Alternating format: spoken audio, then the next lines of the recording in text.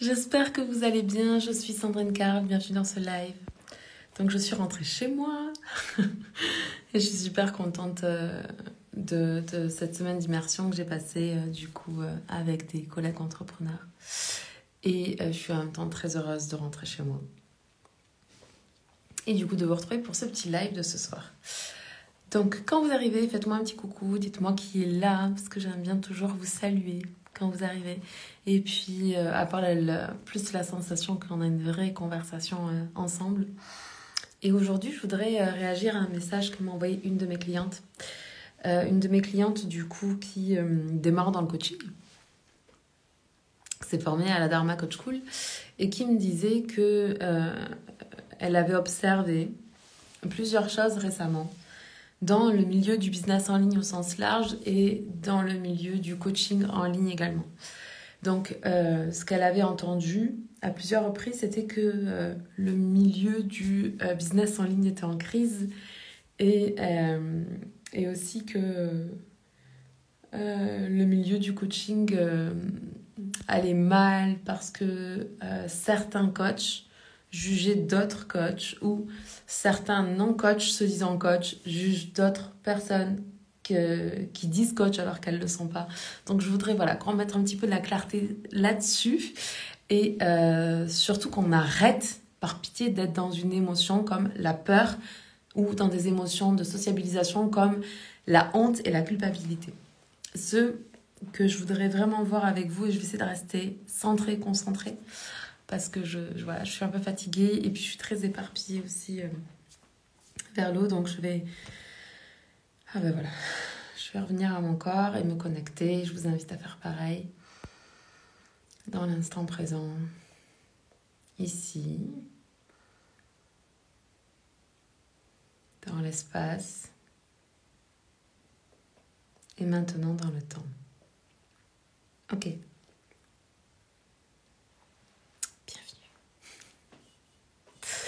Donc, on va reprendre les choses. Premièrement, quand quelqu'un, qui que ce soit, quelqu'un qui est de votre famille, quelqu'un que vous avez l'habitude de croiser dans la rue, une coach que vous admirez, une business coach que vous suivez, vous fait ressentir de la peur, c'est pas un bon indicateur. Si vous achetez chez cette personne par peur, parce qu'on vous a dit que le monde du business en ligne traversait une crise, ou qu'on vous a dit que dans le milieu du coaching, les nouvelles coachs qui sont dans l'énergie féminine manipulent les autres femmes, etc., etc. Prenez de la distance avec tout ça et écoutez vos ressentis. Si vous ressentez de la peur, alors c'est que la personne elle est en train d'appuyer sur un de vos triggers émotionnels pour vous faire réagir. Et quelqu'un qui vous fait réagir, une communication qui vous fait réagir, c'est une communication qui essaye de vous manipuler. Parce que le truc, c'est que quand on a un système nerveux en réaction, quand on a un système nerveux qui réagit, on est dans notre mode survie. Et quand on est dans notre mode survie, on a peur de mourir. Or, si vous achetez pas la formation de Pierre, Paul ou Jacques, ou même une de mes formations, vous n'allez pas mourir. C'est absolument pas indispensable à votre vie. Ce n'est pas non plus indispensable à votre réussite. C'est juste quand ce qui fait que que acheter une formation a un intérêt, c'est quand vous vous dites que vous avez envie d'apprendre avec cette personne-là. Quand vous vous dites pas, oh mon Dieu, si j'achète pas cette formation, c'est sûr que je serai jamais une bonne coach, c'est sûr que je réussirai jamais, c'est sûr que j'aurai jamais assez de clients, c'est sûr que je ferai pas assez de chiffre d'affaires. Tout ça, là, c'est de la connerie. Vraiment, c'est vraiment de la connerie. Il faut vraiment que vous compreniez que, en tant qu'être humain, on a déjà tout le potentiel qui est à l'intérieur de nous. La seule chose qu'on a à faire, c'est de se connecter à ça et peut-être d'aller enlever les interférences qui sont liées à notre éducation, à notre conditionnement, à nos peurs, à nos blocages en tout genre, à nos parts de manque, enfin bref, à tout ce qui fait qu'on est un être humain. Mais vous avez déjà absolument tout à l'intérieur de vous. Donc, en fait, pourquoi est-ce que c'est intéressant de se former ? C'est parce que ça vous permet d'être en contact avec la vision d'une personne. Et si cette personne, c'est quelqu'un qui vous inspire, qui vous appelle, que quand cette personne, elle vous parle, vous sentez une résonance à l'intérieur de vous, alors c'est que cette personne, c'est la bonne personne pour vous. Maintenant, si quand vous écoutez cette coach ou quand vous écoutez cette influenceuse ou quand vous écoutez X leader et que vous ressentez des émotions désagréables et surtout des émotions de peur et les deux émotions de sociabilisation qui sont désagréables, la honte et la culpabilité, ces deux émotions-là, elles sont faites pour vous manipuler, pour avoir le pouvoir sur vous et l'ascension sur vous. Donc si vous sentez ces émotions, c'est que les personnes en fait que vous avez en face de vous, elles sont pas bonnes pour vous, pour l'instant, aujourd'hui, à cet instant précis, ou peut-être qu'elles seront jamais bonnes pour vous. Et si vous ressentez de la peur, c'est probablement parce que la personne, elle essaye de vous influencer à acheter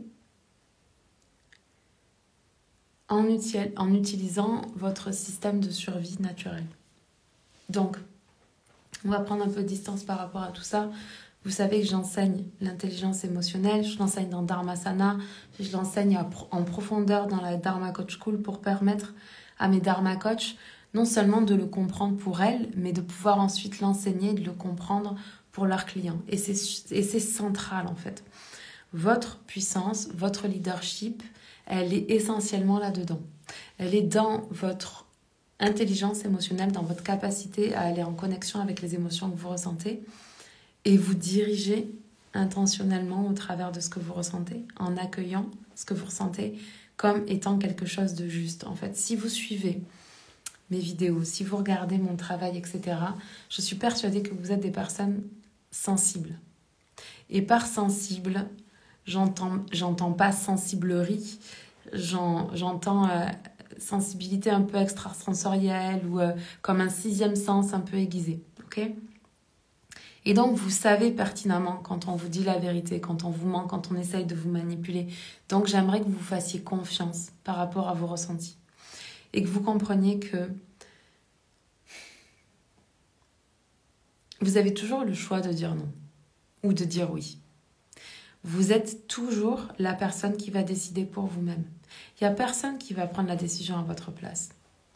Donc, quand vous entendez que le coaching en ligne ou que le business en ligne traverse une crise, dites-vous que dans toutes les crises, il y a toujours des entrepreneurs qui coulent leur boîte et des entrepreneurs qui s'adaptent, qui écoutent leur intuition, qui innovent, qui écoutent leur cœur, qui créent de grandes choses dans ce monde au moment où il y a les crises et qui s'en sortent très bien.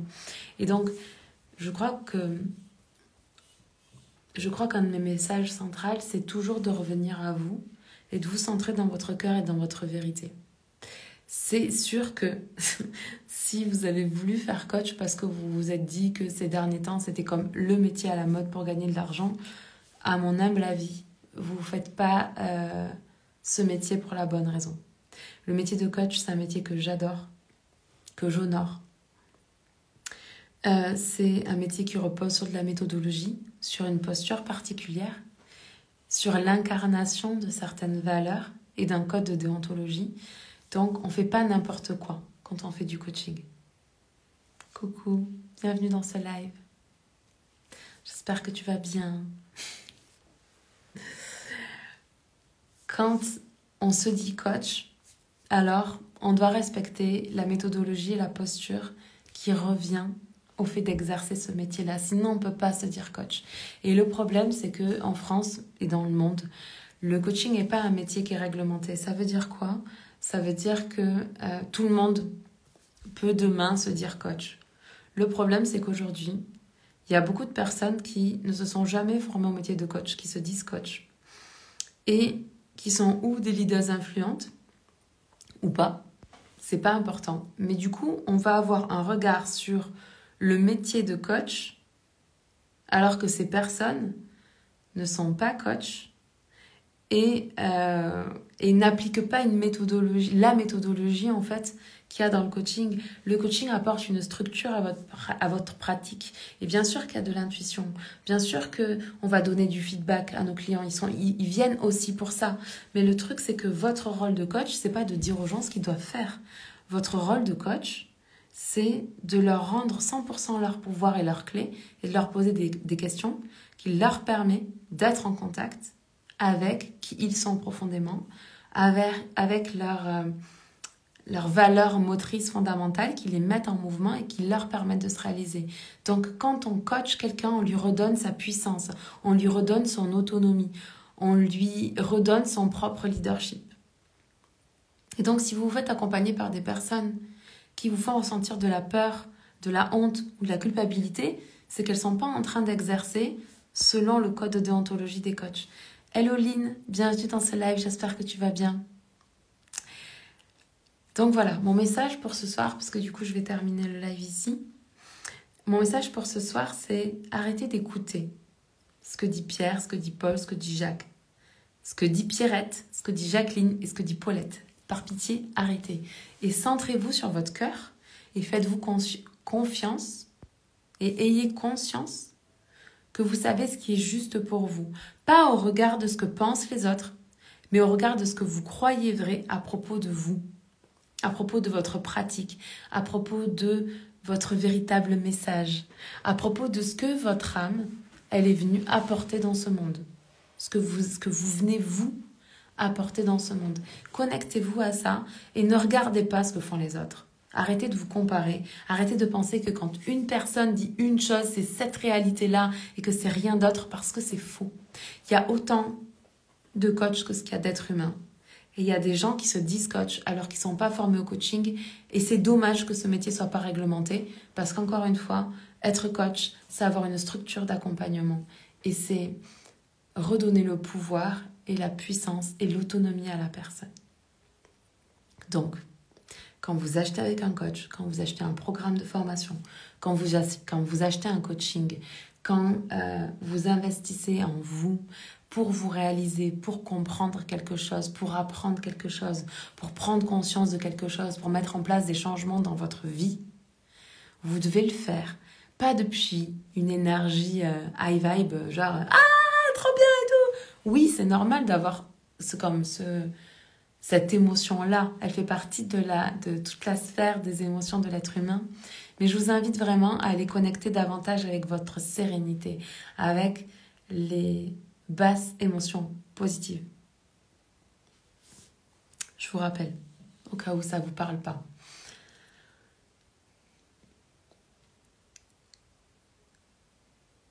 On a l'énergie et les émotions qui travaillent en même temps, qui se croisent comme ça.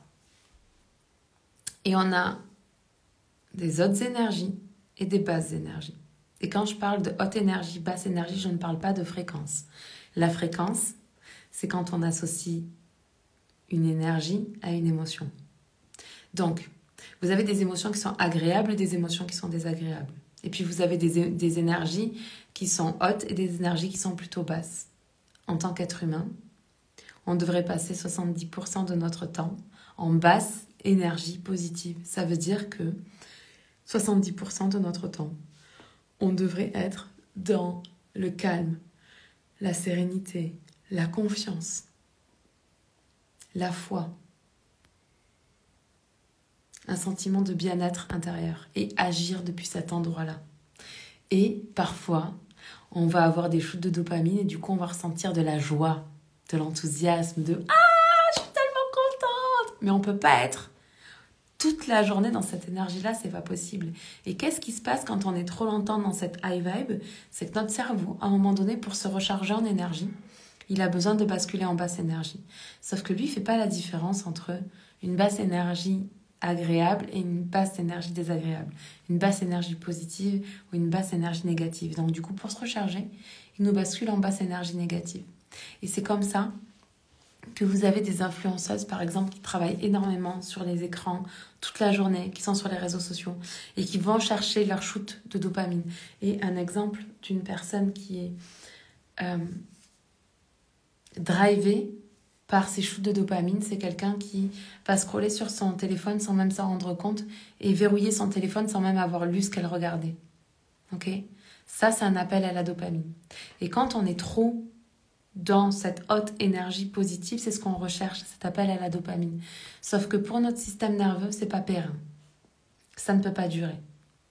Donc du coup, le cerveau, à un moment donné, pour se recharger, il va nous basculer en basse énergie négative. Juste pour qu'on redescende.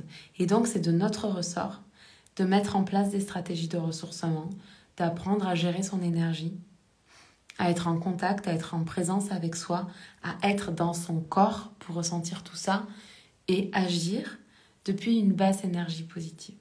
Et si vous agissez comme ça, si quand vous achetez, vous n'êtes pas comme « Oh my God, il faut absolument que j'achète parce que si je n'achète pas, sinon je vais pas me réaliser, je vais faire 10 000 euros ce mois-ci. » Et cette espèce d'excitation-là qui ne fait pas de sens. Si vous achetez depuis un endroit où « Ok, ça m'appelle tellement ce truc-là.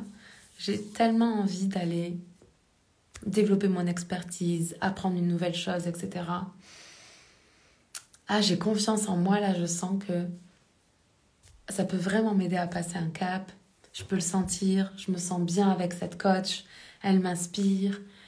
Chaque fois que je la regarde ou chaque fois que j'achète avec elle, je me sens bien, je me sens confiante, je me sens capable, je me sens puissante à ses côtés. Eh bien, achetez. Parce que là, vous aurez le bénéfice que vous recherchez. Je vous aime, je vous embrasse. On se parle demain. Ciao.